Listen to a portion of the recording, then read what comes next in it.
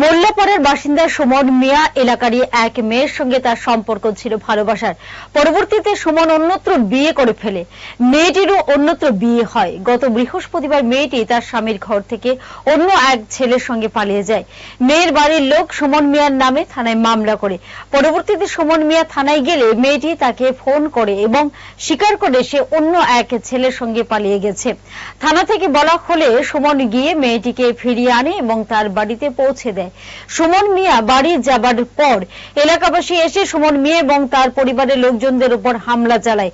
তাদেরকে শারীরিকভাবে নিগৃহীত করে এবং তাদেরকে এলাকায় না ঢোকার হুলিয়া জারি করে। সুমন মিয়াও তার পরিবার থানার দ্বারস্থ হয় এবং ন্যায় বিচারের দাবি রাখে। এখন দেখার প্রশাসন কি করে এই বিষয়ে।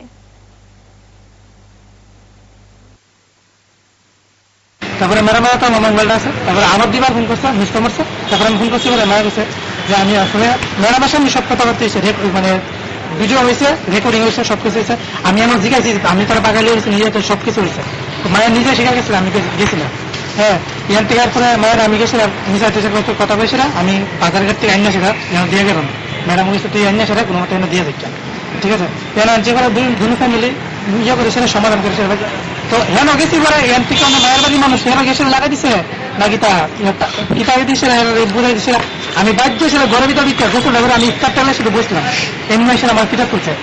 আমার তো বাজেটা গেছে, আমার বাইক গেছে, ওই বাইরের শুদ্ধ পিঠা তুলছে, আমার মার শুদ্ধ পিঠা তুলছে।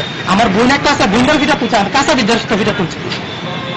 আমার বাপের শুদ্ধ খুশি মারছে। মেয়ের বাড়ি কোনখানে? মেয়ের বাড়ি আমার বাড়ির সামনে। মানে মেয়ে বাঘ দেবে নি, জামের বাড়ি বাঘছে। বিবাহিত, আমিও বিবাহিত। ওখানে যেতে পাড়ার ভিতরে আমরা ঢুকতাম, ঢুকতেছে না, পাড়ার ভিতরে ঢুকলে মারবো, ঠিক আছে। তাহলে আমরা ওখানে কিতা করতাম। জুড়ে থাকে বাঁধন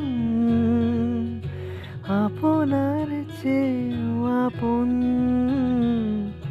জুড়ে থাকে বাঁধন আপনার চেয়েও আপন, আপনার চেয়েও আপন। স্বর্ণ কমল